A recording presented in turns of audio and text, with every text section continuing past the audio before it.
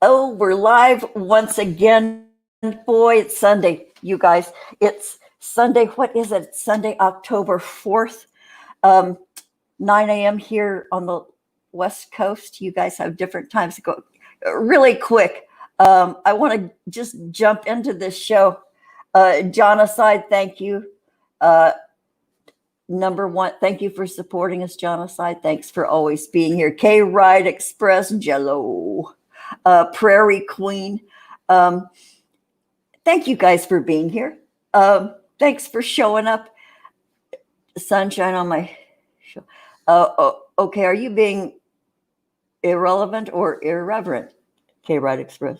Okay, so you guys, just let's get on with this show. We have this great guest coming on. I can hardly wait to bring him on and interview him. But first, I'm going to bring on my co-host, Maggie of England, because she's backstage and we want to get this rolling for you guys. Hey, Maggie.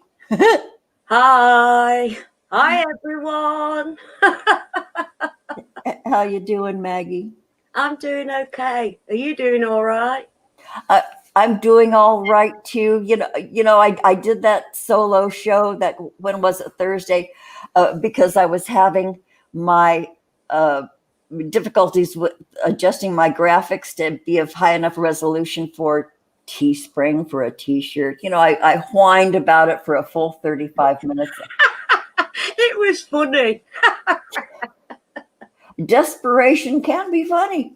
But you got the help you needed, so that's good. I got that. Okay, so I should probably just make that video private because a friend of ours stepped up and he said, "Send me over the graphics." He says, "I have Photoshop 7." Holy shit! I didn't even know there was a Photoshop 3. So I sent him to him, and he sent me one back, and he says, "How's this?" Oh my God, it was perfect. I took it raw. I didn't even do any tinkering. I didn't do any. I sent it over to Teespring, and I got a thumbs up. So thank you for listening to me whine, you people who showed up for that desperation show. But the problem's been solved.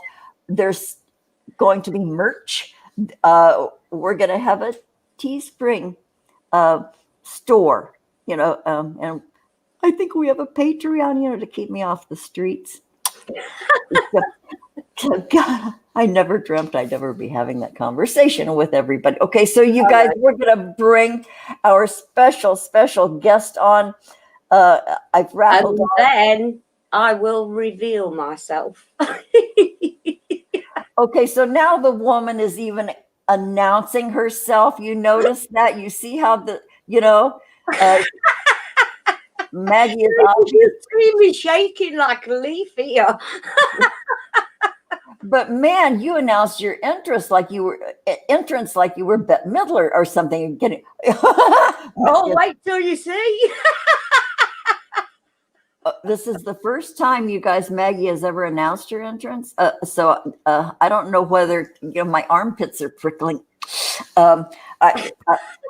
Okay, so we'll see. But we're going to bring on our special guest. I'm looking forward to this. Oh, everyone in the chat, all of our friends there. Here is Benson of Atelier. Benson. Good morning. Hey, Benson. Right. Do you want me to come on? Well, just really quick, just before you come on, Maggie. Am I pretty? Am I pretty? Before you come on, am I pretty? Let's determine that. Yes, gorgeous. Okay, we're good. Okay, Benson is getting ready for Maggie's entrance. Okay, do it, Maggie. Okay, here we go. Oh, but darling, you're stunning. Strike a pose. I feel like I should go get my hat now. Strike a pose. Let's go do it. That's the nearest I could do to Madonna. Well, that was bloody interesting. I loved it. Look at the lights. Do you have nipple like kid lights on? What's going on here?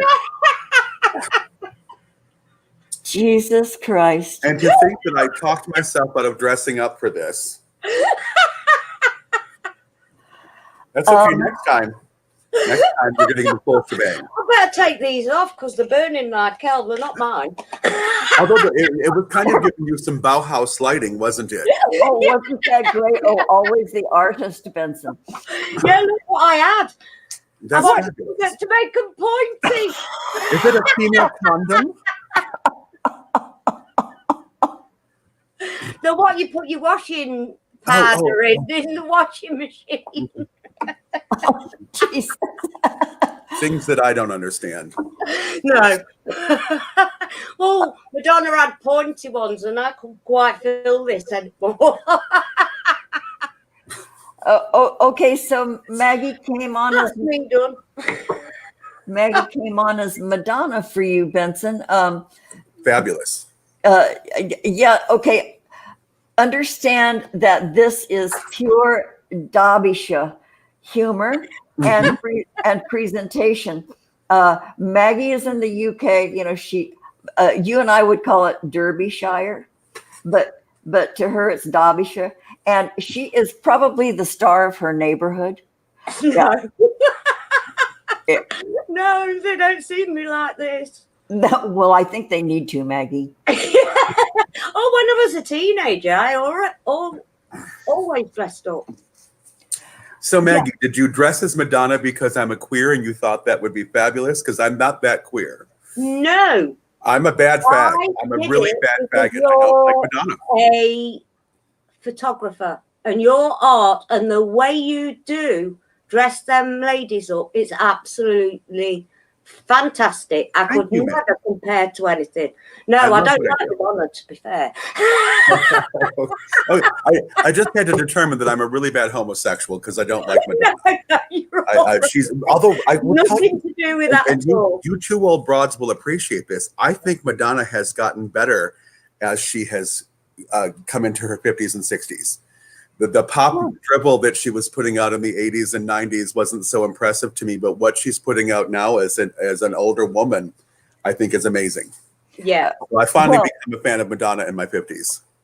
Oh, I'll be darned. Then I have to give her another look because I left her back when my kids left her back at, when was it, the 80s? Yeah, well, I mean, she was 90s when Vogue. I can't do that. It was all bubblegum pop, and then she did that album Ray of Light, which was a turnaround. They stopped using that horrible coating on her voice that made her sound like a prepubescent girl, and you got to hear her lower octaves.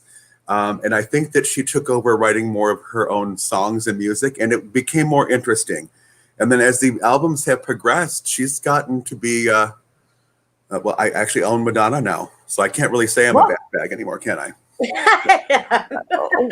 Well, you can be boy, all the kids, all the new names these days, verse, it used to be at top, bottom, and maybe otherwise, but now there are all these different categories. I don't know. It's so much to learn. I don't even care. I don't know that the sexual positions have changed that much, darling, but the genders, the names, the pronouns, or 36 whatever. genders now.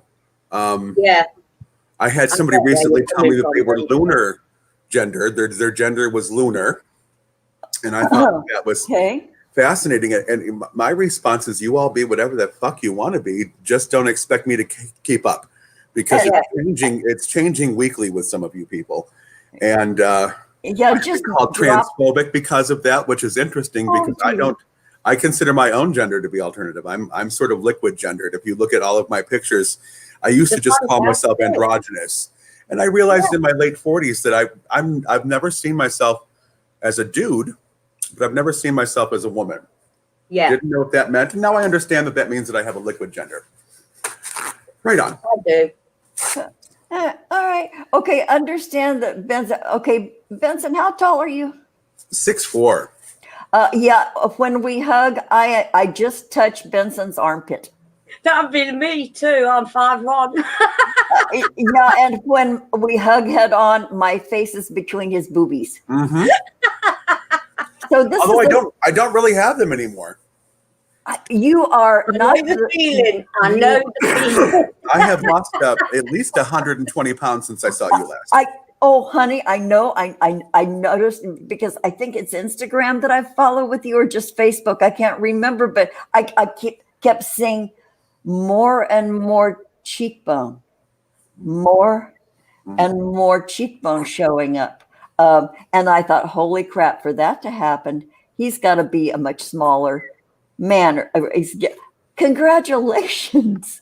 I would say I've lost a foot on my waist since the last time I saw you in English, a proper English foot. Whoa, that's okay. The last time I saw you, I think in person was that 2010. And I was at the height of the prednisone weight.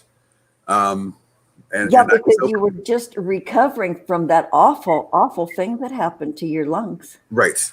Well, that happened several years before. I would think I was in year 4 when I went on tour. I was dying, so of course I decided to go on a tour of America. And I have a memento from that very trip you took. It is called 2 Men, 1 Camera. Playing Cowboys and Indians. I have the 2011 calendar. Yesterday was the 11th anniversary of the launch of that calendar. We launched the 2010 calendar at the Castro Street Fair in 2009. And yesterday was the 11th anniversary. Well, congratulations again. Well, and that is, you know what? There are stills of all of these images, these monthly images. They are just, I'm looking again. I haven't looked at it in years. The photography is wonderful. The compositions, the theme, I could just go on with all these superlatives. This is just one. Did you mention maybe you should sell the rest? Do you have a good supply of that? You guys, these are, we eventually, Mark and I tossed a bunch of them out because we had boxes and boxes. But I probably have 50 of each of the calendars left that I secreted away. That's right. There were 2 more calendars, and you pinky swore that you would drop off on your way back, and then you took off in the middle of the night like a thief. Remember how sick I was, darling. I know. Anytime I disappeared, it was because my health was starting to spiral, right? I know, sweetheart, but I just had to poke you a little bit. I hadn't thought about that in years. And rightfully so. Where the hell did the window go? Hold on. I'm looking for us. There we go. There I am. I'm trying to figure out how to share the screen. Share screen? There's a share screen thing at the bottom of your screen here on StreamYard. And then if you click on that and have another window open, I can bring it on because it'll. Okay, I'm working to show some of the images from that calendar that you're talking about. I keep some on the desktop. Ooh, let's cover up the peen though. There's a peen. Did I miss a peen? Well, okay, I'm going to share screen. Okay, just share screen, whatever. So you're clicking that on the bottom of your display? Yeah, I've got this. You've got my screen shared now. It is not showing up backstage. Okay, let me do share screen. No, that says I want to share the screen that I'm on here. No, I don't want to share the screen that we're on. Oh, why isn't it cooperating? Okay, you know what? Do you have? Let's just move past it. Yeah. Oh, okay. So anyway, I'm sorry that didn't work. One of our former guests hit that share screen a couple of times. Guests have done that, and they showed up backstage. Oh well. Moving along. Anyway, this calendar that I have, this one that I have with Mark Holland, your partner in crime. a fine specimen of. It's been a long time. We haven't talked in, well, a long time. You really? You and Mark, Yeah. or you and me? No, Mark Holland and I. Really? That relationship evolved and changed so much in the years we were together. And when I left Texas, it was really to get enough distance that maybe he and I could build bridges back to a healthy friendship. And I thought we had succeeded. We had gone back to the point where we would talk for hours and hours on the phone, and he was sharing, Abigail's life with me and the big moments. And then sometime in March, I just stopped hearing from him and realized that I wasn't seeing any social media. So I came to realize that he had blocked me for whatever reason.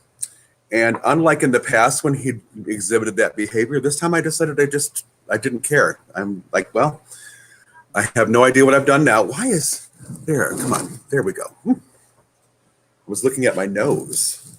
Okay. No, it was like the profile interview.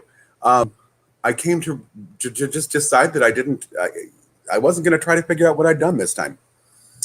And I didn't hear from him on her 7th birthday, and I didn't hear from him on his birthday. And when his birthday came, there are some back roads that I could get to him through, even though he's blocked me. And I thought, I guess my birthday gift to him is going to be to respect the fact that he doesn't want contact. And there it is. But when we were making art together, when Mark and I worked together, everything we touched was gold. Oh, yeah. No kidding. No kidding. And you guys, and I observed it firsthand. You know, what a nice team. What a great, there was like a choreo. It was like a ballet. You guys knew what to do with and how to go with the dance of your relationship. And we did nice 43 states in 3 years. And put over 500,000 miles on that little Nissan 2001 truck. That same truck? That truck went to almost 1 million miles. Wow. We retired it. So we definitely had it down to a ballet. We knew how to pack. We knew how to unpack. By the time we met you, we were opening up our fabric store. We had opened it up, so we were doing fabric buys as well as selling calendars. So, and the fabric store, when we were a team in harmony, was gold. It was actually a diamond mine.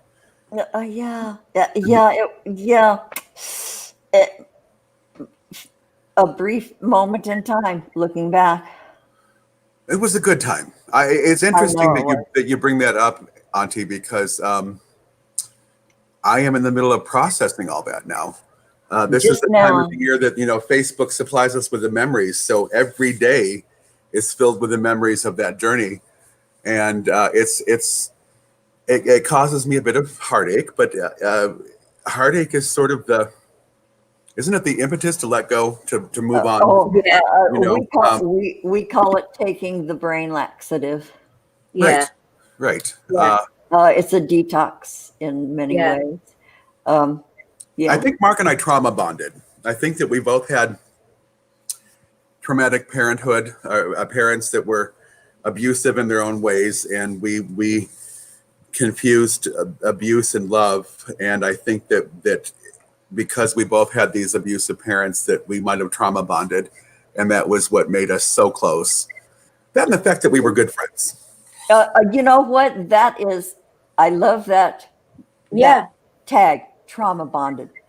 How many of us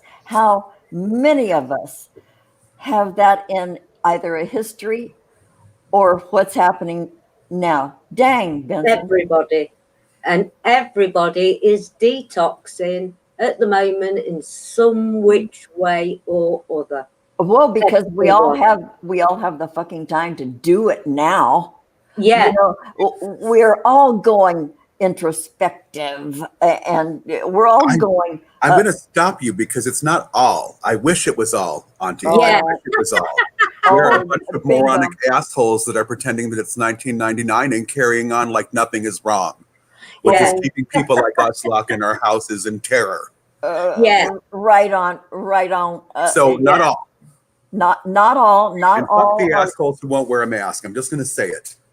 Well, say it, honey. Shout it loud and proud. Yeah, Yeah. yeah.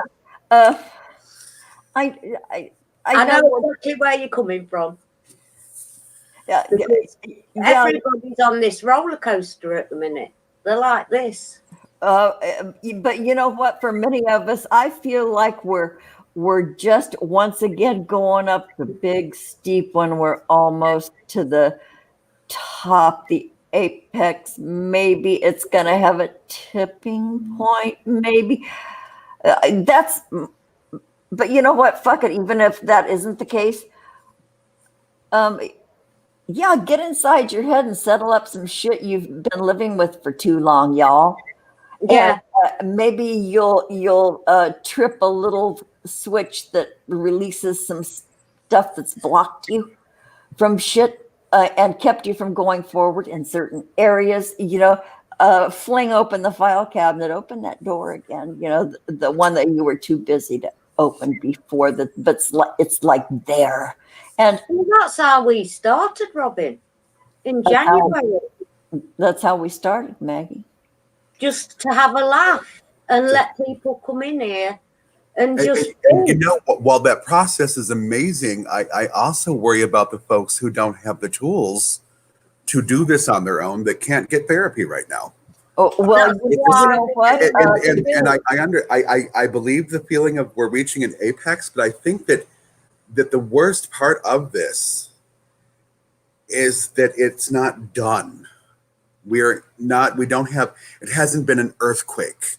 It hasn't been a storm or a fire. Mm-hmm. It really has no end in sight. It is still unfolding.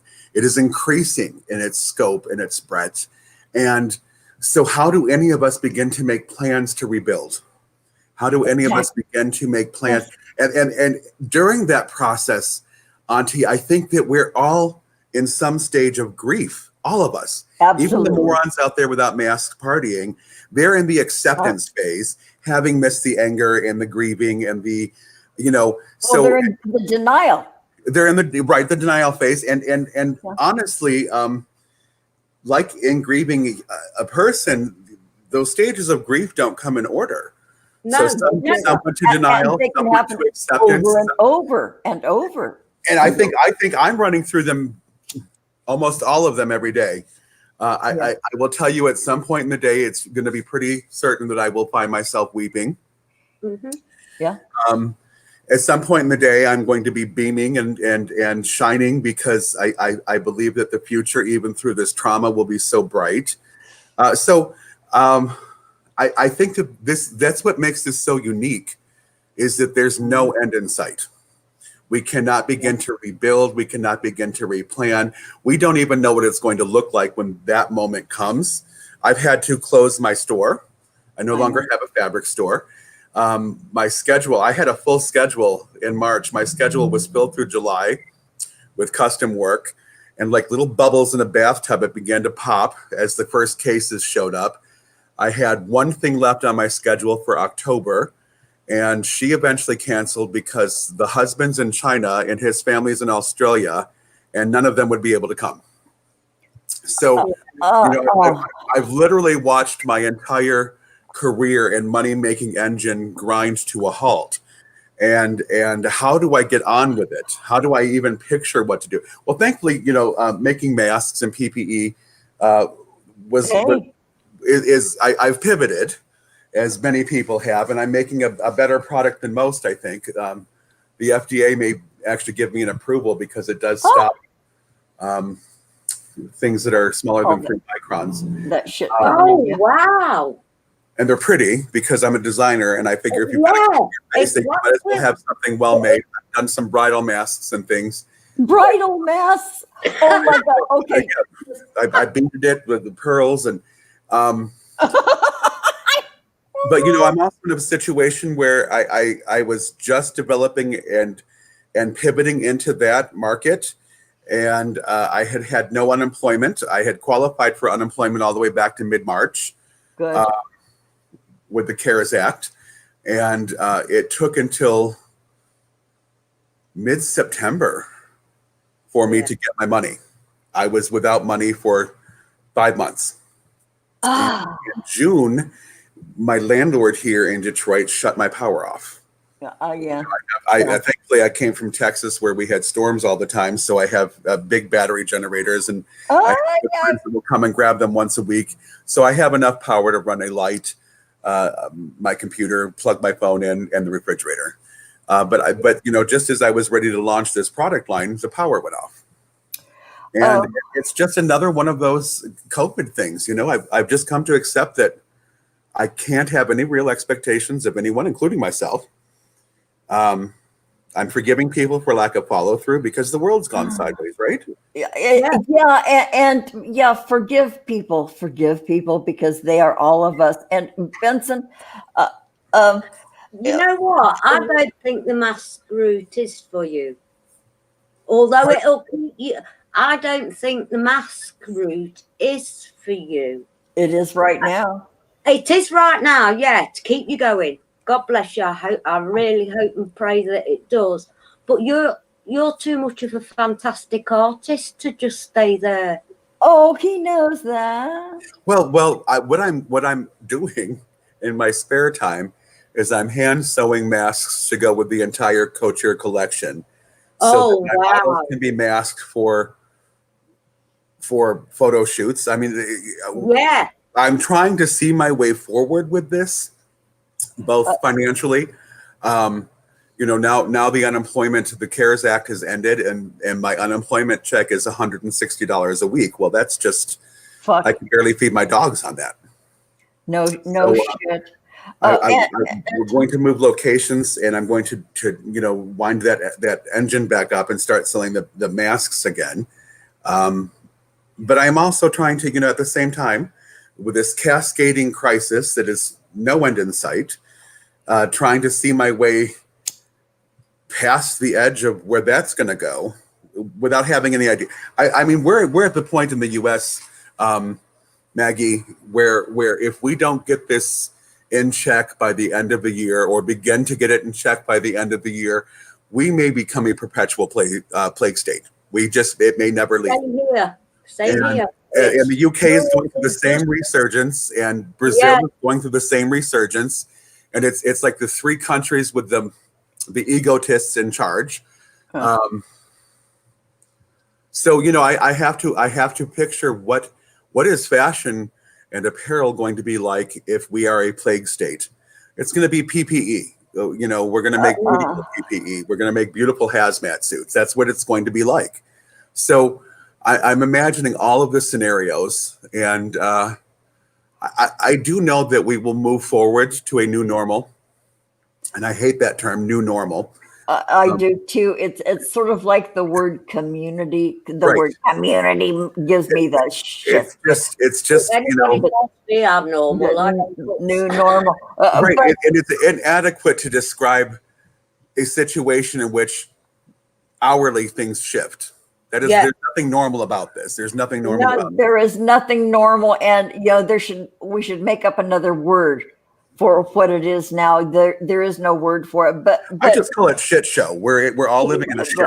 The big shit show. Yeah, everybody post a little shit emoji in the chat over there. Sorry, you guys in the chat, our faithful followers, we're too busy talking. I'm sorry. I love you guys. Anyway, for those of you, all of you who do not know Benson, Benson has had runway shows. He is brilliant at hand stitching wedding gowns, astounding creations, and he is an artist of the purest form. He's passionate. He's a little dangerous. He's edgy, and he was a name in those circles. And here's the honest man talking. Sorry, I used the wrong pronoun. No, I still prefer he and him and man. Yeah. Well, that's how I see it. After all, I'm probably the first old woman who's ever seen your naked ass running down my little hallway. You're not. I thought I had this just. Most of them paid to see my naked ass too. So Well, I did cook for you. you did cook. I made you breakfast. Mm-hmm. Oh, bless you. Yeah. Yeah. I Okay. think you're fantastic anyway, Benson. And I've only looked at a few of your pictures and they're stunning. They're absolutely stunning. The art, the photography, the makeup. That's why I did the Vogue thing. And if you missed it, folks, you'll have to go back and watch. No, I got it. We had to determine that I'm the Grace Jones homo, not the Yeah. Madonna homo. Honestly, I finally got to dress Grace Jones. Tell that I story. Tell think that Grace story. Jones was You- fantastic. Oh my God. Tell that story. So when I was 19, looking at Grace Jones and just admiring everything about her, and seeing the things that she wore, I thought to myself, I hope to one day be a good enough designer to dress Grace Jones. It became a life goal. And, I met her a couple of times in New York, clubbing in the 80s, but no real connection, just meetings and having a fabulous time. So I don't know, that being sick and dying a couple of times just changed the way I looked at the world. And I sort of approach every moment with a fuck it attitude now. Fuck it. I mean, when you say I have no fucks left to give, I mean, I literally have no fucks left to give. I checked out twice in the last 10 years. So I started tagging her on everything. Every time I mentioned her, I would tag her official page and let her know that I still wanted to give her a gown. Eventually, I released a statement that anyone that could put me in touch with Grace Jones or her people, I would give them a gown too. Wow. I remember that. So a young lady in Texas who's an amazing hairdresser is friends with Grace Jones' nephew, who is a fabulous drag queen. He put me in touch with Grace Jones' amazing brother, Chris, the twin. If you've seen the picture of Grace Jones facing her naked, that's Chris, who's also a model and a singer in his own right, who put me in touch with Grace. So by October of 2018, we were already trying to work out a meeting. We were going to meet in Syracuse when she was going to host the film festival there and receive her award. That didn't work out. Just something with the visas and the travel into the country. So months and months later, I've moved to Detroit, and her brother and I would chat once in a while just about life. We've sort of become, I would say, friendly at least. And he said, "You're in Detroit, aren't you?" And I said, "Yes." And he said, "Well, Grace has an opportunity to go to Detroit, and maybe we'll do that, and we can put it all together." So, when the news was released that Grace Jones was suddenly going to be playing a show in Detroit, of all places, of course, all my friends flooded my page with "Did you see?" And I'm like, "Well, yes, I quite saw." I had the codes to buy tickets. I bought a ticket. I ended up sitting right in front of her. She had two platforms that she performed on. I sat in front of the one that she spent the most time on. She was fascinated with my hat, I think. And they had provided me 2 tickets with her group of friends off to this side of the stage. So my assistant and the gowns used those 2 tickets. And she had anyway, at some point she needed help off the stage. She was going to circle the arena or the auditorium and sing Amazing Grace. And she asked me for help down, and I started to lift her down. She's still a model. And she said, "Well, I've broken a toe. I'm going to need more help than that." I said, "Do you want to climb down my back?" And she said, "That would be fabulous." And she got onto my back. And then, when you see somebody getting into a seat and they're getting comfortable or climbing onto a horse, and they sort of feel the saddle. She did this behavior, and then she leaned down and she said, "Can you carry me?" And I said, "How far, darling?" Carrying Grace around the entire auditorium while she sang Amazing Grace. She had no idea I was the designer that was there to give her a gown. Oh my God. Wow. That moment was completely serendipity. And in Detroit, I'm sort of a huge local icon here. Always have been. So here's the icon carrying his icon. And then the symbolism of that. Yeah. A white man lifting a black woman. Yeah. which I think we need to see far more of in our society.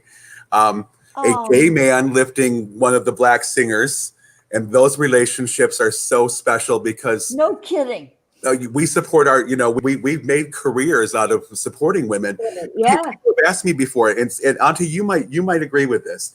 Why are gay men and black women, what is that gestalt? What is that sort of thing that they do? And what it is that white gay men go from the top of the pile to the shithole part of the pile. And the only other person down there with us when we get there is going to be a black woman. And those black women do what black women have always done.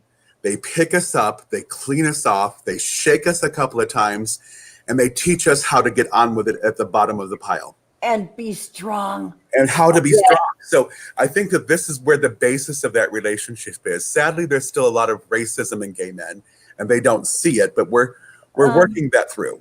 That was All always of those symbols happened that night. It was undescribable. It was an amazing moment. And there is video of that. Of course there is. Oh my God. I woke up the next morning. I got a hotel, so I would be downtown in case she wanted to come and do dresses in my place, or if they called me to go do dresses in her place. I woke up and there were like 10,000 notices on Facebook. And I'm like, what the fuck have I done? And I was like, oh, great. That's right. People had cameras. Everyone in the world is now a television. Yeah. So yeah, that I won the internet for a couple of days. That went completely viral, and that is just so thrilling. I know. What a great 36 years, but I reached a life goal. And now it's funny, now when shit goes bad on a day, I just say, Grace Jones, bitch. Yeah. Grace Jones, bitch. Grace Jones, bitch. I'm putting you on my bucket list, Benson. Oh, I am. I'd love to be dressed up by you. Oh, that would be fabulous. People see the pictures and they want to. Well, you talk about diversity. Yeah, you've got people of different colors, but they're all skinny. And I always have to explain why sample sizes. It's economic. Purely economic. If a size 4 takes me 150 hours to stitch, a size 12 will take me 4 times that long. Yeah. Just economics. We don't know if we're going to sell a sample. Also, the sample sizes come in less configurations. The curvier and bigger you get, the more body configurations, to the point where you've got 25 potential configurations of a size 16 or 20. Oh, geez. So we make dresses in all sizes. My clients are more like you than like my models. Yeah. I get women of a certain age. We get women in their 50s. When I was in Texas, I was dressing an oil baroness. She would drop $100,000 every quarter with me.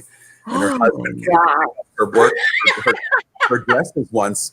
And he said, how much do I owe you? And I said, do you want to see the bill? Usually Millie doesn't even look. She just has me slide the card. He says, well, I'll see the bill. I said, okay. And he said, you seem hesitant. I said, well, I'm not cheap. She's got 10 gowns. And he said, let me tell you something, son. He must have been almost 80.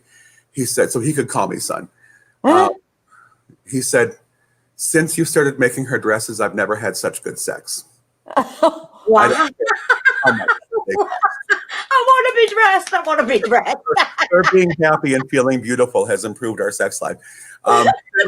Miss Millie eventually passed away, but I love dressing women of an age who are not children anymore, because the nuances of a 50, 60, 70-year-old woman are so much deeper. I mean, remember, Grace Jones is, I think she's 73. I know. And still iconic. So one of the things that I'm trying to do as a designer that I've always chipped away at was diversity. We have to have more Black models, but not only on the runway. We need to have more Black designers. We need to have more Black publishers. We need to have more Black financiers who actually own and control the money. That's what diversity is. It's not just a little paint job. No, I know exactly. And also, we fought for years. Now no one in America will use a model under 16. We will not dress 12-year-olds up as harlots anymore. Oh, good. Size is going to be slow, but we're working on the size diversity because fashion has done so much damage to women. Yes. So much damage. We've made women hate their bodies. Yeah, and look at our feet. Look at all those shoes that squeeze. This is a tiny example, but I've got fucking bunions. So have I. The shoes that I Deliso Debs, Benson. I think you might be too young to know the brand Deliso Debs. No, I'm not too young.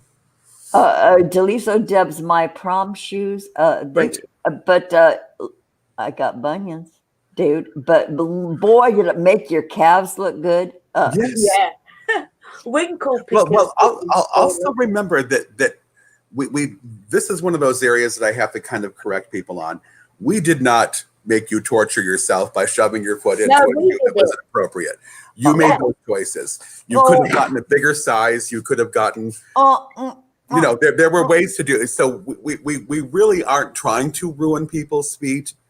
I wasn't blaming you. No, not me personally, but the I industry. was blaming my choice in wanting that shoe. Okay, good. Because in order to fix this, we need to really assign what is what. No, it doesn't need to be fixed. Hey, I'm copping to it. You know what? Do you remember I got my toe hacked off, Auntie, a couple of years ago? What? The infection finally got bad, and I let them take a toe off. Right? Mortifying. The most horrifying moment of my life was making that choice and then seeing. So I had friends that asked me what happened, and I said, "Well, I had boots I wanted to fit back into." So I had them take off a toe on each foot. So I totally understand where you're coming from. Well, not quite, but maybe. Because I do have. Well, no, that toe had been so tender for years, trying to save it and beat that infection that kept returning. So I had boots that I couldn't wear because it was just too painful, and sometimes that toe would swell to twice its size. So when I had it cut off, I could suddenly wear all my boots again. That is actually true. Well, you made lemonade. Yeah. Lavender lemonade, always. Oh, lavender lemonade. I'm trying to read these. So many people. Wow. Hello, Veronica and Out of Mind and Philip. K-Ride great people in the chat. I just want to say hello because these people are listening to me babble like a maniac. These are our good friends, Benson. Well, good morning to you all. I just want you to know that I'm seeing and I'm trying to read. Thank you, K-Ride Express. Yeah, I've been on the world stage. But I've also always had the sense to pull back before I had my own personal fuck up. So I didn't do that on the world stage. Stephen Sprouse was a great lesson. He climbed the heights and 3 times failed in the limelight. And, you know, that's why you've never heard of Stephen Sprouse. Yes, Grace Jones, the 007 James Bond girl, and Conan the Destroyer, and Vamp, and so much more. Oh yeah. More. She's doing a new album. It's quite brilliant, and I may be doing some work for the costumes. Whoa.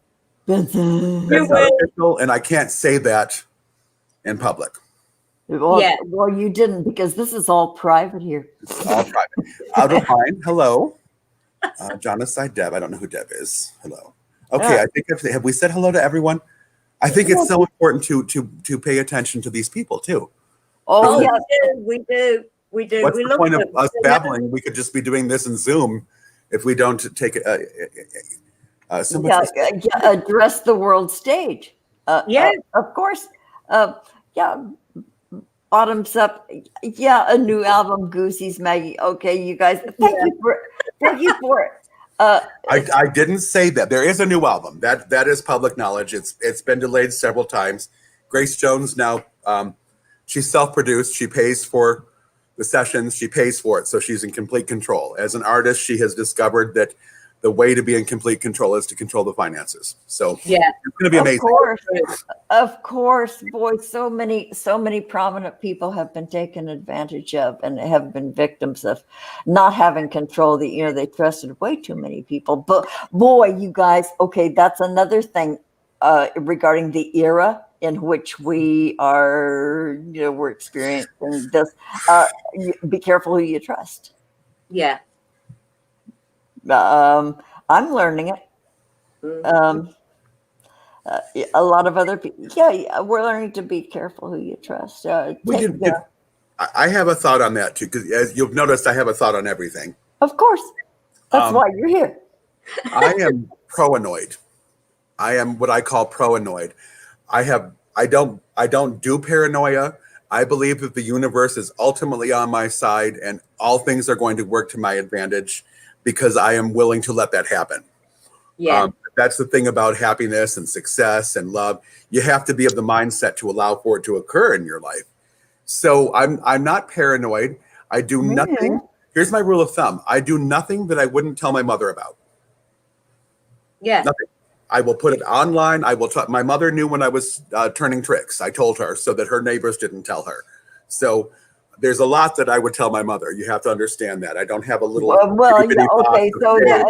So understand his point of reference, y'all. I didn't tell my mother shit. Continue, Benson. Well, in the 60s and 70s, when we grew up, things were very different. But my parents were young. They were 16 and 17 when they started their family. So we kind of grew up with parents who were like older brothers and sisters. And they were very modern, very hip, and very fashionable, very fucked up because, who wasn't? But we always had communication and laughter in the house. So there was never a time that I didn't feel like I could tell my parents something, ever. The sexuality conversations when I was 13 and 16 and again at 18, those were always challenging. But we even got through all that. Yeah. Oh, wow. Good. How many people? We're all going to be surprised at what we get through going through this. We're taking a master class in human resilience. Yeah. In human resilience. We're in October now. This year's nearly gone.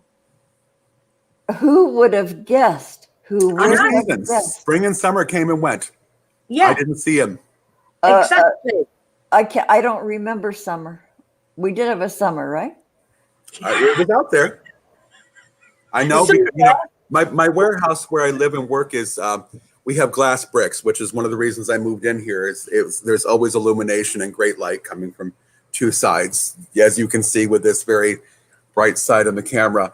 But I can't see out. I don't have a portal into the world. So the whole summer went by. I knew that it was summer because the sun was coming up into my eyes at 5 a.m. through the east side of the windows and setting in the far northwest side of the building at 10. We're far enough north in Michigan that we get those long summers and those short summer nights, the closer you get to the Arctic Circle. So we have 16, 18-hour days in our summer. And I knew it was changing when suddenly it was dark at 7. And now it's getting dark at 6:30 and the sun's not coming up really until 7. So this is how I saw the season pass, is just the quality of light. Me too. Pretty soon it'll be dark at 5 o'clock here. I'm not switching back because I fired time. We're not even paying attention to time anymore.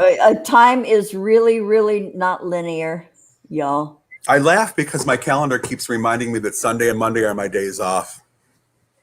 Well, do you say "fuck you" every morning when it reminds you? No, when the calendar reminds me, I'm actually sort of thankful because now I know it's Saturday. It may be the first moment that I have a connection with what day it is. I do occasionally look at the date information on the side of the laptop, but I don't really keep track of it. What for? What for? Exactly. Who the fuck cares? And Corona hit me just as we were closing down my office of employment. So there was this weird synchronicity. Okay, there are the COVID rules. Well, in a way, that makes it easier for us to start closing down and start isolating for the big pack up. And then Maggie and I started our show. And so it's all this, Corona God synchronicity that happened for us for me, for Maggie, because she has a story as well. And man, we all have a story. And isn't it? Everybody has. Everybody has a story. Yeah. Isn't it And more interesting? importantly, everybody has a secret backstory. Yeah. It's far more interesting than the story you get to see. Yeah. I think every human life is fascinating. People tell me, "Oh, you should write a book. You've had such a fascinating life." And the guy bagging the groceries had a fascinating life. What are you talking about? What Yeah. is Each life is fascinating. My life is no more fascinating than anybody's. yeah. I may be a little more daring and say fuck more often. Oh no, that's why people love the Grannies, because we're feck all the time. And that's why we had John, Benson. Okay, so right now, now to talk about now, Benson, I have to tell you that I know that, you're going through a transition. You're moving house. You did move house. You're getting ready to move house. You have been showing furniture pieces, and I want to eat your face because I love your furniture. You have turquoise things. You have tuck and roll furniture. You have elegant shit you're picking out. Is that really happening? Mm-hmm. Yeah, the building I'm moving into, I've lived and worked most of my adult life. I've been in lived workspaces, warehouses, lofts. In Texas, I lived I pulled a mattress out at the end of the night and slept on the floor of the fabric store, and then eventually moved into the next unit, and that became the cut and sew, where I did all my work and slept on the floor there. So Mark had his own space. And then in Smithville, I actually got a former grocery store, half of that. And we got the section that had a kitchen in it. So I had a kitchen, and I turned the cold storage room into my bedroom. So I finally had a separate room. But really, I have... You just do what you have to do in the moment. Right. Well, and you my don't life, my life is my work. My life is my work. I am happiest when I'm working. Now, as it turns out, I have realized that the jokes I've made for years about being a workaholic, not a joke. Workaholism, and I realized that I was addicted to work when it occurred to me that I work rather than dealing with emotional problems and situations that I find uncomfortable, and I work rather than dealing with the grief. And the worse my relationship got, the harder I worked. I have worked myself into a hospital. I actually had one memory come up that said, well, I have 104 fever, but I'm going to take some Motrin so I can finish this gown before I go to the hospital because I obviously have an infection. By the time I got myself to the hospital, I was septic. Yeah. But I finished the dress. And it's an addiction that everyone praises you for. Oh, no, you're just committed. So I worked hard to not make the balance. The life work. Yeah, I way out of balance. And I worked hard to discipline myself to not just work. So this new building that I found has a 3-bedroom apartment upstairs. Wow. How brilliant. See? But then I realized sitting here, the reason the furniture started happening onto is I have a mattress on some pallets. I have a broken antique chair that used to be in Max Fisher's mother's room, came from my grandmother, and I have a table. What am I going to do with a 3-bedroom apartment? So immediately my mind started figuring out how I would situate equipment upstairs and then work downstairs. And I thought, wait a minute, we're doing it again. We're going to have a 3-bedroom apartment. We are not going to have any work upstairs, and we're going to furnish a 3-bedroom apartment. And buying furniture has been revealing. I didn't know what my taste level was. I'm a minimalist. I think you should put a couch in a room and one painting on and leave it alone. Well, that's changed since I was younger. So I have discovered that I have 3 very distinct design inclinations. I love Rococo, very Baroque. I love that period, the ornateness of it, the beauty of it. I love hyper modern. 2001: A Space Odyssey, Star Trek, right? And I love industrial and rustic. Yeah. So I'm putting them all together. And we'll see. Brilliant. Yeah. Mm-hmm. Oh, you've got to give us an update on this, Benson. You'll have to come back. Oh, absolutely. Are we all, we're almost done, aren't we? Robin, are you still there? You're not on mic. Can't hear you. She's done this before. Oh, fuck. I've done this before. I've been babbling my ass off and you guys couldn't hear me. Okay. Yeah, I'm so sorry. You know what? I unplugged to go do something in the kitchen and I came back, and every time I do unplugging, it mutes me. Okay. So Benson, I hope you do like take Instagram shots, still shots of your progress. I know I see what you post, I think on Facebook. Okay, is Benson frozen? Or is he just... I don't know. Yeah, no, Benson. Where did Vincent come from? Feck's sake. Oh. Something happened.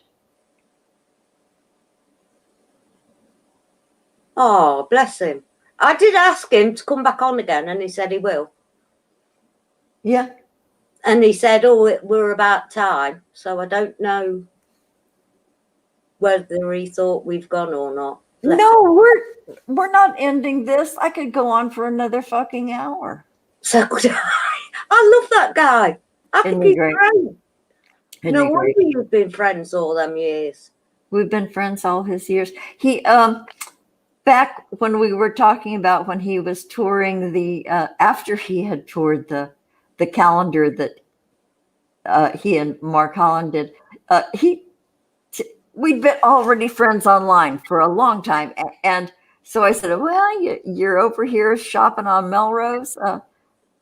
At that time I had an extra bedroom, so he and Mark Holland stopped over with me a few times, and brilliant. I have a couple of pictures. I think they're on Flickr, maybe on Facebook, where they came in. He talked about that battered old pickup truck, that little pickup truck. He backed it into my driveway, he and Mark Holland, and this poor little sad battered pickup truck, and it was a short bed. It was one of those little pickups, not one of those big, hulking beasts. And it was piled up, and they had bungee cords. It was like heaping, and so they unloaded a whole lot of it, and they did it in my living room while I was in the kitchen cooking, and they unloaded this fabric all over my living room. And I have a couple of pictures of just the beginning of it, and here are these huge things. That was fun. And then they stopped a couple more times, and then there was one time they wanted to stop, and it was in the middle of the rain, and my phone was off, and they said, hey, can we come bunk with you? And I didn't get the message till the next morning. I feel I am eternally guilty for that. So, okay, let me go over to Facebook and see what Benson is saying. He says, no, Benson, come back. Come back. I'm going to say come back. Did he think we were finished? No, I'm saying come back. Bless him. I think he's great. And he will regain what he thinks he hasn't got, what he had already. He doesn't need anybody else to guide him on. K-Ride Express, I was not pooping. I missed that. I have completely, you guys, okay, as long as Benson's not here, I'm scrolling up with the chat. Okay, you guys, thank you, you guys, for showing up. Okay, Prairie Queen, Genocide. Michelle Embry. Hi, Michelle, thanks for showing up. Gosh, this was a long time ago. I'm scrolling down. Veronica May. Asian Veronica. Okay, Veronica May, you did that review of those candles. You have an ass load of them, and they're remote controlled, and you can choose the colors. Those are dazzling. When I saw Reemsey's review of his candles, I just went online because I was, I'm this theme person sometimes. So I wanted autumn, those funky candles. so I only got 3. They were a bargain, but I only got 3. But anyway, they have like leaves and stuff on the sides. Oh, they sound pretty. They're wax, and there's a setting on the bottom. You can time it for 20 hours, or you can do it steady, and they flicker. But Wow. that's all mine do. Veronica's have colors that can change, and they have remote controls. Anyway, that's a discussion about fake candles, y'all. Okay, K-Ride Express, let there be light. Yeah, that was when I had my lights on. Well, okay, I'm still scrolling down. Couture Mass, yeah. Boy, I'm sorry Benson dropped out. Oh, wait, here. No, oh, he's back. Okay, Benson, it says your devices. Okay, add to stream. There you are. Yeah. We had a brief power outage. Oh. It sounded like somebody hit a pole outside. So thankfully the power came back up pretty quick. I'm sorry to drop off like that. No, that's okay. Shouting for you to come back. They've thoroughly enjoyed you, Benson. Oh, I had such a lovely time meeting you, Maggie and Auntie. It was good to talk to you. Well, it's not over yet. Oh, are we? I didn't know. Are we doing an hour? Or are we on for the next 2 days? I'm fine with that. I've got nothing on my calendar. Well, same here, dude. Guess what I found? I don't Twitter. I just don't even like the sound of Twittering, and there's so much just vitriol and puke on Twitter that I don't want to be involved. I do Instagram though. Oh, okay, Ooh. Good for Instagram. What is that, That Maggie? is a 1961 Playboy calendar. Yeah, Maggie, you have a fine ass. That's not me. I thought you were coming out of the closet as a Playboy model. No, I found it. You know how we keep finding things. Okay, Maggie's continuing the calendar theme. Yeah, I just realised I put it out. Oh, okay, so I'm reading the comment from K-Ride Express that I was pooing. I haven't had a bowel movement. I haven't had a bowel movement since April. Okay. Oh, you were pooing too. Yeah, we were. I literally, I don't think I've had a bowel movement in 5 months. Don't tell. I don't want to know that shit about you, Benson. I'm just telling you that's how verklempt I am. That's how pent up I am. I'm thoroughly full of shit at this point. I see what you did with that. Mm-hmm.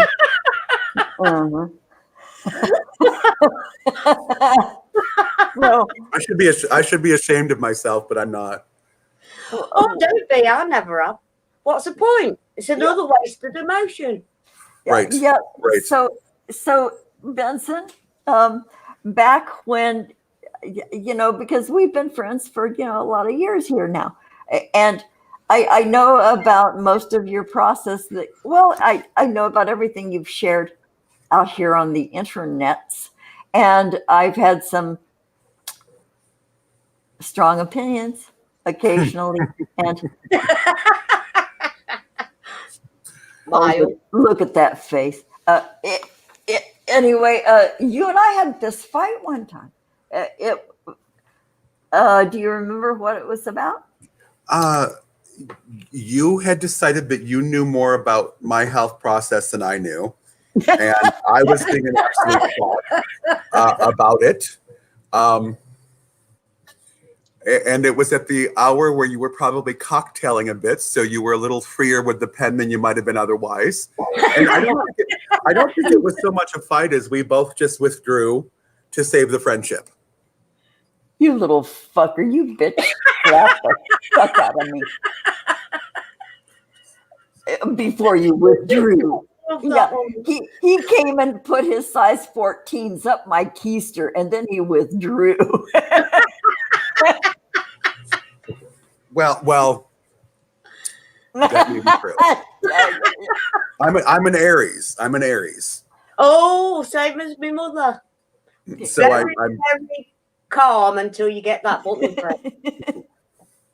I do know of Joanna Lumley. I love her 60s knitting patterns. I actually think I have some in my vintage pattern box. There you go, Davy. And I don't knit, but she's just, all of her stuff was just fabulous. Mm. I can remember when the Purdy cut came out. Mm.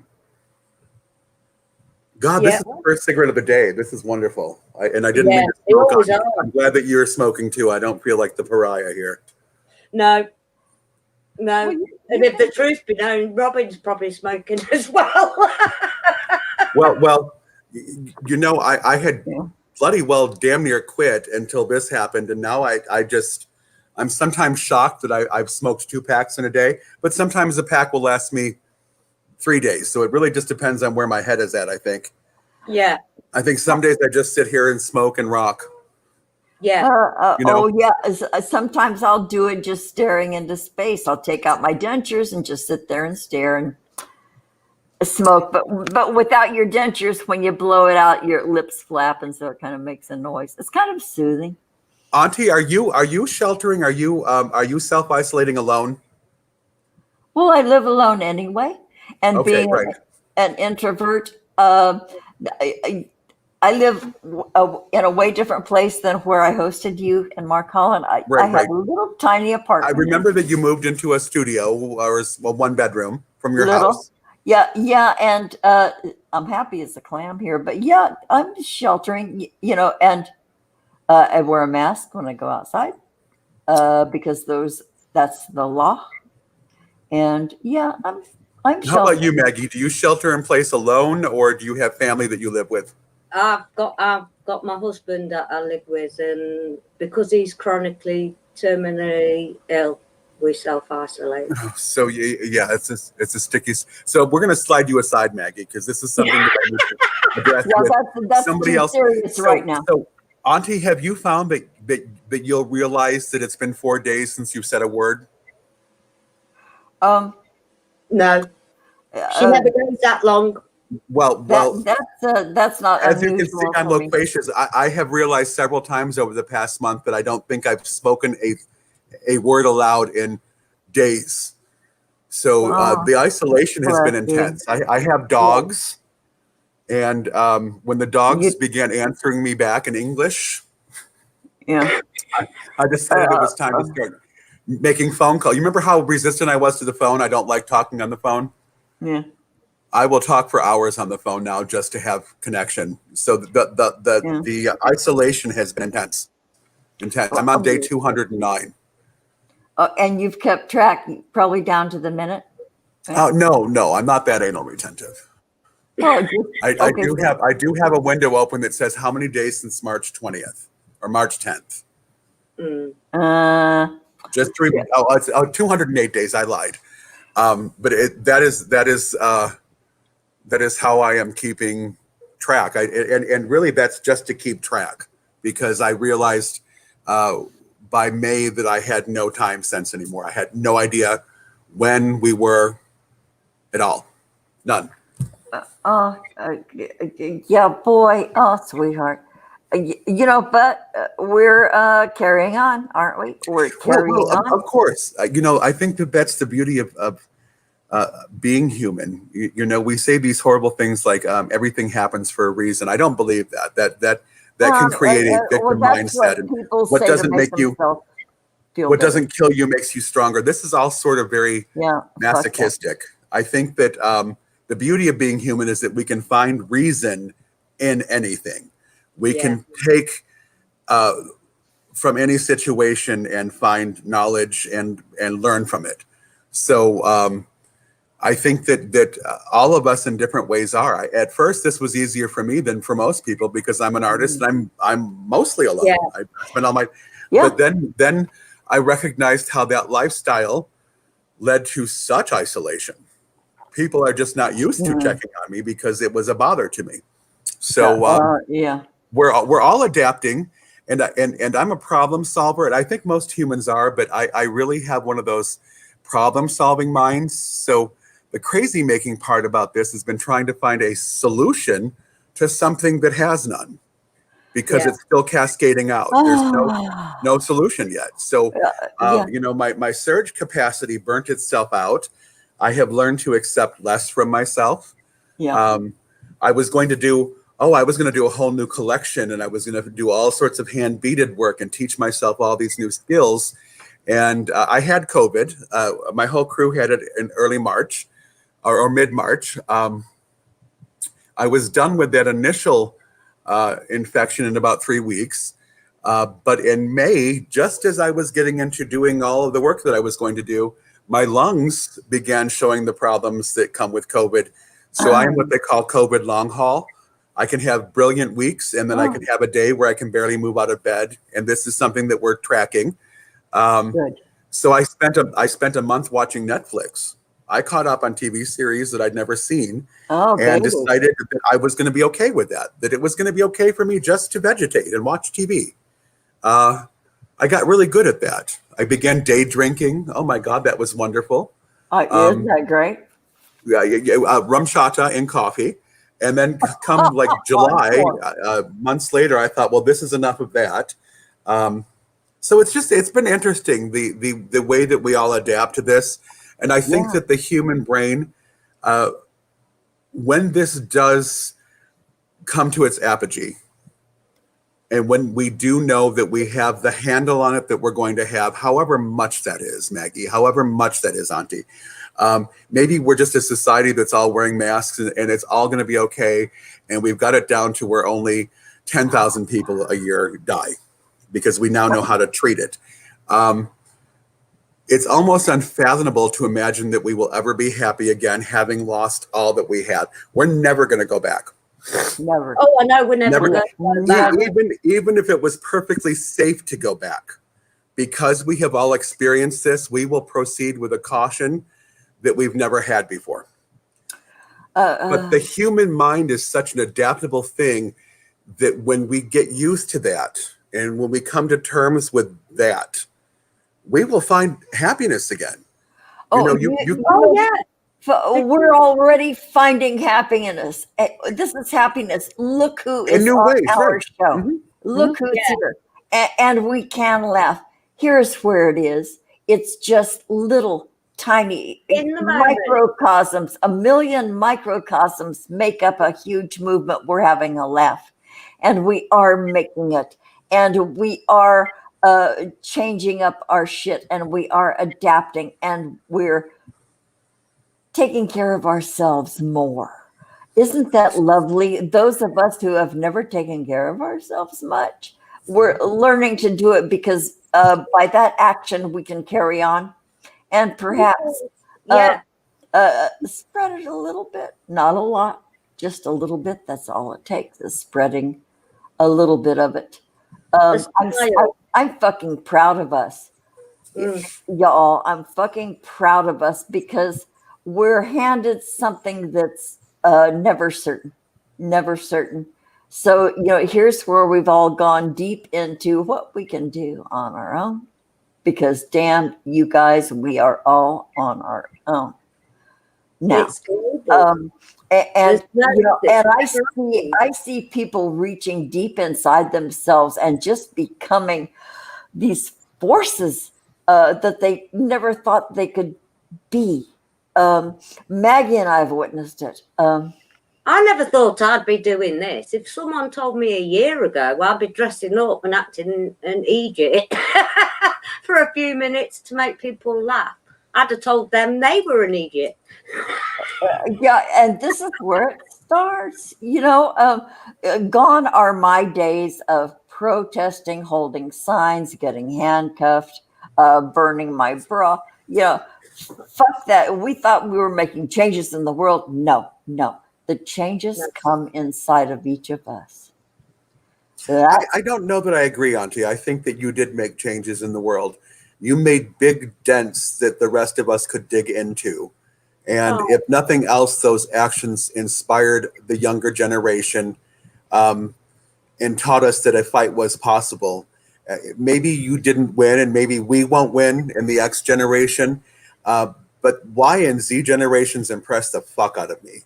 And I think that for these young people, it doesn't even occur to them that the world shouldn't be fair. So you did a good job raising us. We did a good job raising them. And Thank you. and honestly, shouldn't it be a generational view? I mean, no change comes overnight. So thank you for burning your bra. Thank you for carrying signs. I was out during the Black Lives Matter movement marches and protests here, carrying a sign for you, Auntie. So I thank you for that. And please don't think that you didn't make changes. You made profound changes. You were the first group of people who stood up to the beast of the federal government and said, no more. We will not tolerate this. Women will have rights and equality. Black people will have some sort of rights and equality and equity. We're not all the way there yet. No. Queer people, Auntie, are you out, Auntie, on this show? No. Okay, well, you are now. Queer people. Well, no, it's really funny because on the very first show I did with 5 years ago with Michael Omni Eris, where I got my start on the internet, I was known as the self-hating lesbian. And so that's been a joke ever since. That's hilarious. But we have gained civil rights that I know you and I never imagined in our lives we would see. And yet we were fighting for them. Yeah. I never expected to see marriage equality. And yet I was willing to fight for it. So I know that those changes began with your generation, Auntie. And please don't ever think to yourself that you did not win. Because what you won was you made a foothold. You did something that no generation before you had really done. I mean, the suffragette movement aside, you really went up against a beast of a monster, and you made an inroad. Yeah, well, thank you for that tribute, dear. But looking back, my most significant protest movements have been inside myself. Mm-hmm. Oh. Yeah. You have to do that to get out and carry a sign, though. You know, the carrying the sign is the result of having done that work inside, I think. Yeah. I don't think it's in place of. I don't think that you get out and carry a sign unless you have done profound work within. Yeah. Oh, bless your heart. Dang, we dove deep into this, didn't we? Boy, Maggie, what have we done? We've unleashed I love it. And I know I'm supposed to just be a simpering tart talking about chiffon. We can get onto that if you want to. I'm happy to talk about just fashion. So Benson, I know we talked about how uncertain the future is and stuff. So, are you working on anything right this minute? Are you stitching? Are you sewing? Are you creating? What are you doing to soothe your soul right now? I have taken up refinishing furniture, and I'm teaching myself to upholster furniture, and I will not do it as a job. It will always just be for me. As I began collecting furniture, Auntie, I realized that I was never going to find exactly what I wanted. I would find shapes that I wanted, but hate the fabric. Well, I most of the skills in upholstery I had, and now I don't know 100 hours into watching videos, I realize that all the rest of it is stretching and stapling. So I can do that too. So I'm going to attack this broken chair of mine and see if I can't actually fix the chair, and then I'm going to recover it because it's already dead.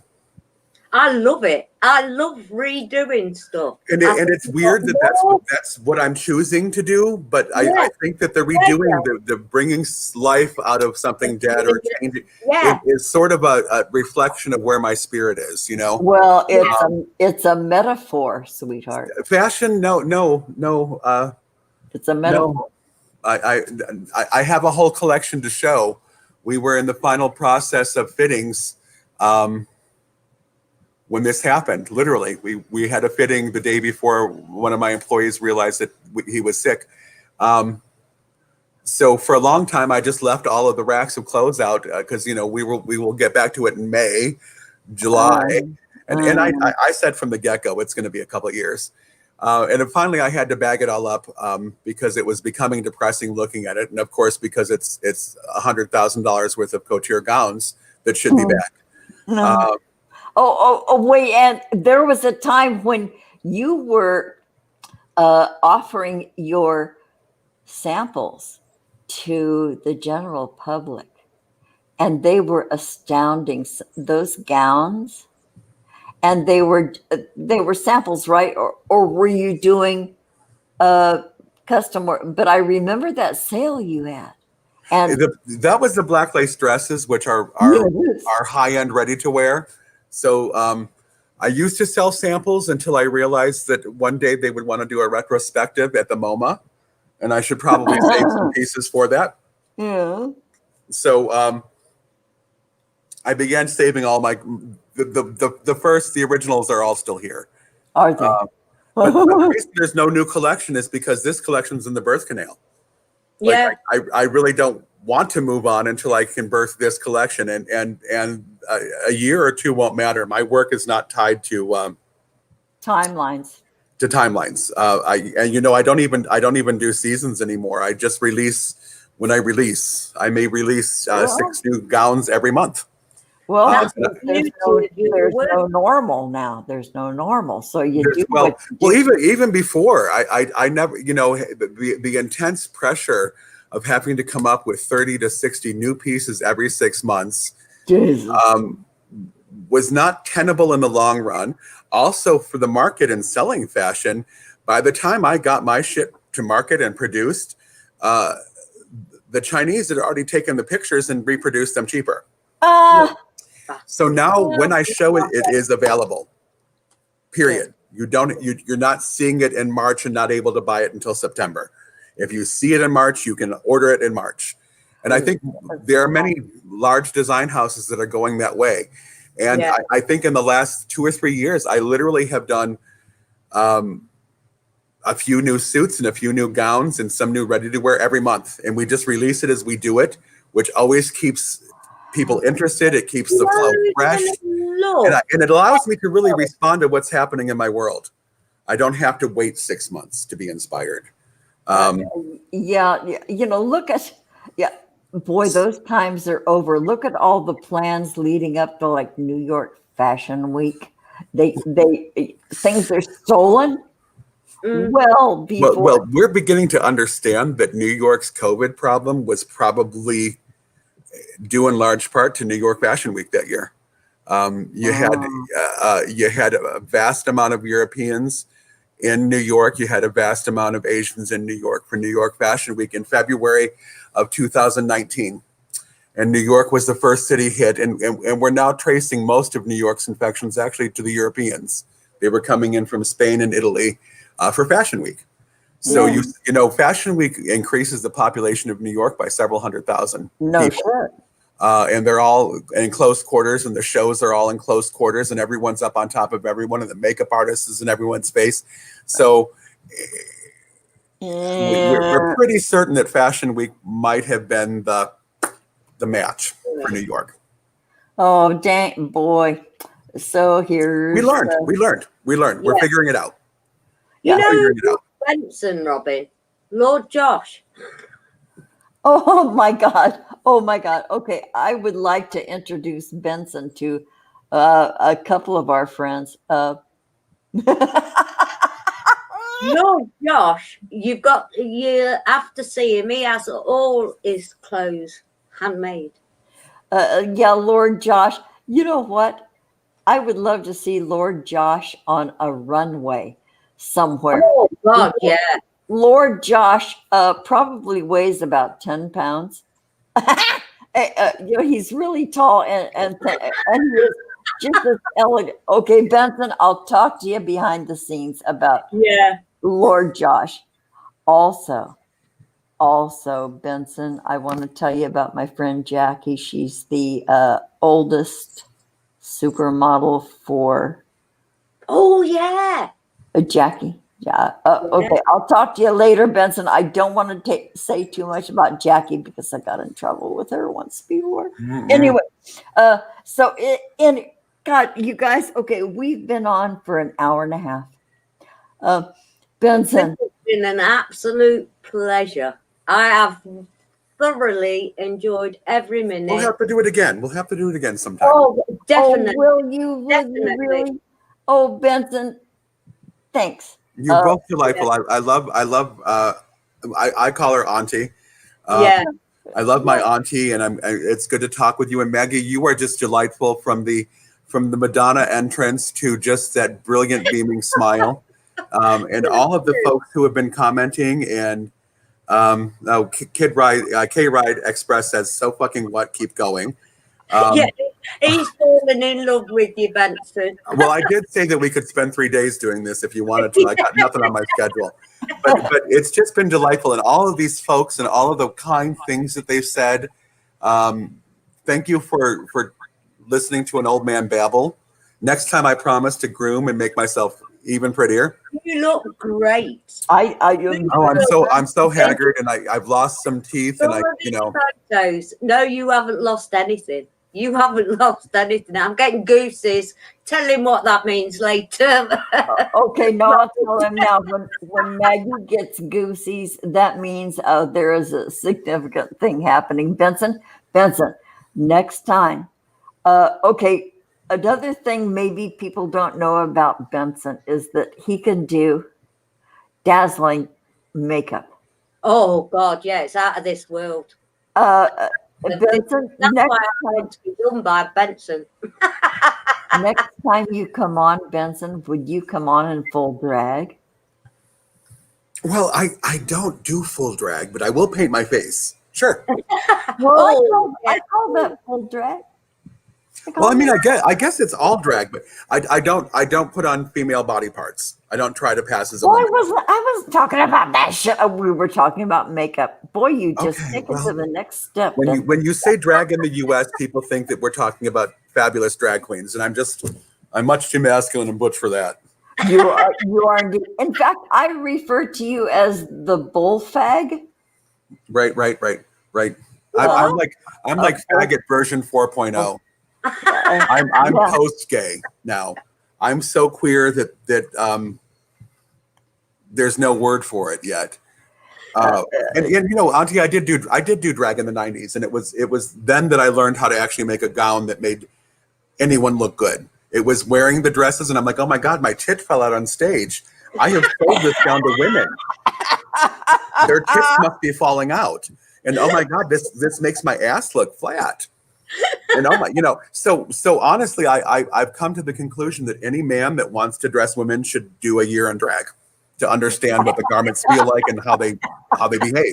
It's like boot camp. And we won't put you into uncomfortable things once we've done it. Oh yeah. Oh, you lie. Mm-hmm. There are things that I will not do anymore. There are fabrics that I will not use because they're beautiful, but they're uncomfortable. When I do sequin gowns, we have a very different way of doing them. I clear the entire underside out of anything so that your arms aren't being scratched up or you have to walk around like this. So, having worn them in the 90s when I was young enough to be beautiful, I learned so much about dresses and impersonating a woman. I gained a greater understanding of what women need and a greater respect. Yeah. Oh, Robin is very picky when it comes to eyebrows. I know that about her. It's okay, though. I have an eyebrow intensive care clinic that we can bring her to. Oh, please. Oh, please. Oh, thank you. Because she might be a little too plucky about eyebrows, too. Oh, you asshole. Well, you know I am. I mean, but you do slightly overpluck, darling. You know what? I haven't plucked my eyebrows in 30 years. What it is, it might be an old lady thing or just a thyroid thing. No, my thyroid is normal, but my eyebrows and my pubes disappeared at about the same time.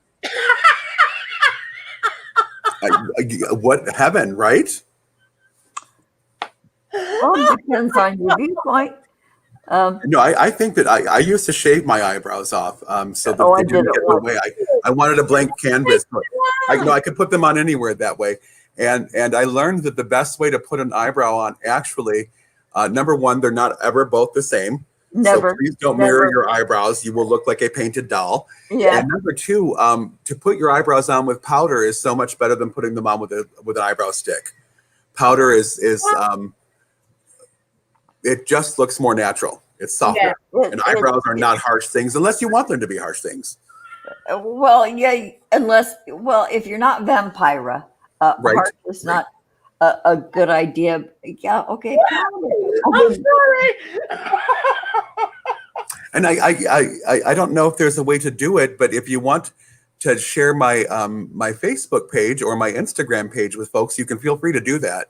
They can actually go see what we're talking about. Okay, I'll post your Facebook page in our comments section. We want the Atelier Benson. Don't send them to my personal page because there might be peen on there.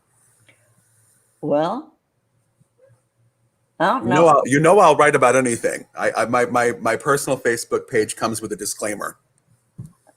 I know, just like a bottle of medicine that's over the counter. Illegal. Okay. So Benson, you are fucking delightful. I have loved you forever. Do you have one final thought, my dear, before we close this session out? And wait, before you do promise to come on again, right? Anytime, darling. Anytime. Oh, bless your heart. I love you, sweetheart. Okay. Any final thoughts, dear? Be kind to yourselves. Accept less from yourselves right now. That's okay. And understand that we're going through an unparalleled, strange time, and expectation is foolish. Yeah, just throw them out the window. Just throw them out the window, and I think practice kindness with yourself and with others. And for God's sake, if you're in the U.S., get out and vote. We cannot do this for 4 more years. We cannot. Maybe I belong to a Deadpool here and there. You pick the top 3 people who are going to die this year. There might be somebody additional, and I'm not. I promised you I wouldn't go there, so I'm not going to. And I don't go there either, Maggie. No, and I do not. whatever happens over there is guaranteed to happen here. It always does. So I don't want to go there either. Well, your insane leader is just as bad as ours. I mean, it's like the British said, "Here, hold our beer." I mean, really? Like you couldn't tell after 2 years of what we were going through that you didn't want this? Pay attention. Fucking drunk Brits. What the hell were you all drinking when you voted? Of course, probably all about the Guinness. Yeah. Yeah. Okay, Benson, dear heart. Thank you so much for coming on our show. I love you hard, lady. Maggie's so brilliant to meet you. Oh, I love you. You Facebook?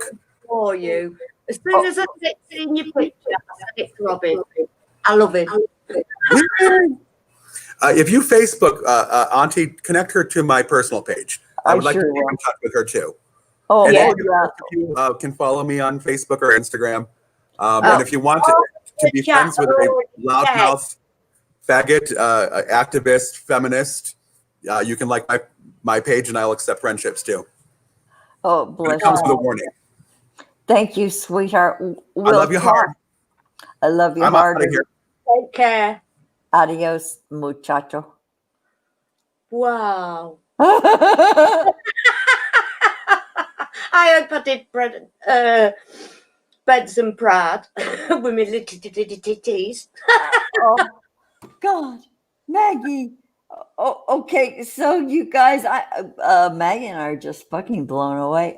Yeah. It's amazing. Thank all you guys for being here. You know what? I haven't had breakfast yet, and I'm down for a pee. Maggie's down for a pee. Okay, so I'm still reeling from that. I'm so glad he's going to come back on again. And okay, Maggie, dear heart.